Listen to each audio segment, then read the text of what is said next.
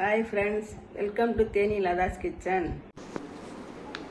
ஹெல்த்தியான முருங்கை இலை இட்லி பொடி எப்படி செய்யுது இந்த வீடியோவில் பார்க்கலாம் வாங்க.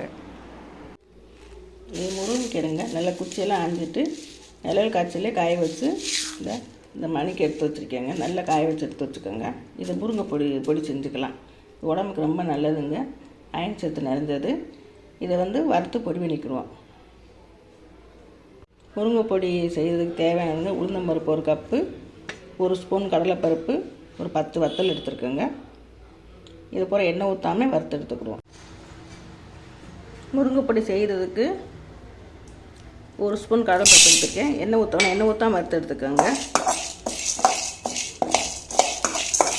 கருவி விட்டுறாதீங்க, பொன்னிறமாக வறுத்துக்கோங்க. கடலைப்பருப்பு பொன்னிறமாக வறுத்தாச்சு. இப்போ ஒரு தட்டு எடுத்து வச்சுக்குவோம்.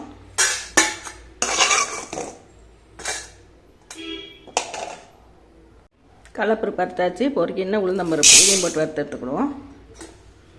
பருப்பு கறியிடாமல் பொன்னிறம் வறுத்து எடுத்துக்குவோம்.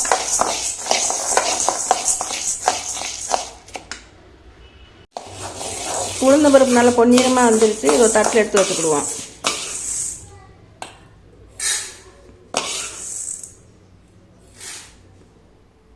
இப்போ 10 வத்தல் கருகாத அளவுக்கு வறுத்து எடுத்துக்கிடுவோங்க. எண்ணெயை ஊற்றிடாதீங்க, எண்ணெய் ஊற்றாமல் எல்லாத்தையும் வறுக்கணும்.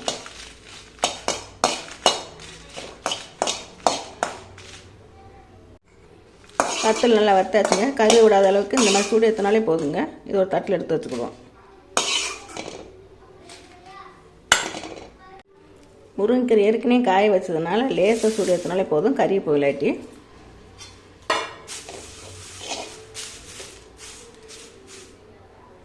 இந்த ஏற்கனவே நல்லா காஞ்சதுனால லேசாக சூடு ஏற்றினாலே போதுங்க.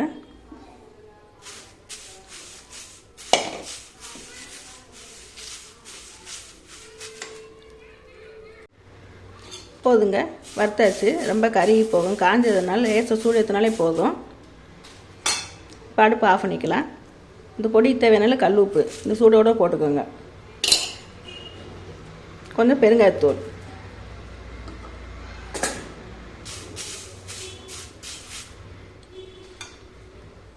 இதெல்லாம் ஆரம்பமும் பொடி பண்ணிக்கலாம். வத்தல் உளுந்தம்பருப்பெல்லாம் ஒரு சுற்றிக்கிடுவோம் மிக்ஸி ஜாரில். அது பிறகு முருங்கை போட்டு பொடி பண்ணிக்கலாம்.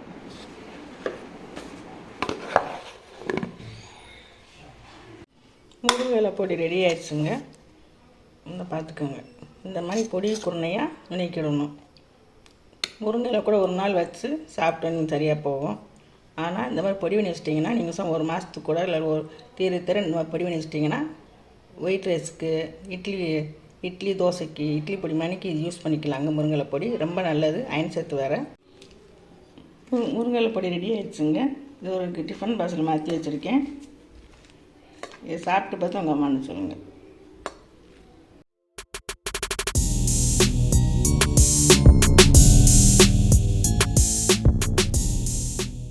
இந்த வீடியோ பிடிச்சிருந்தா லைக் பண்ணுங்கள், ஷேர் பண்ணுங்கள், சப்ஸ்கிரைப் பண்ணுங்கள். தேங்க்யூ.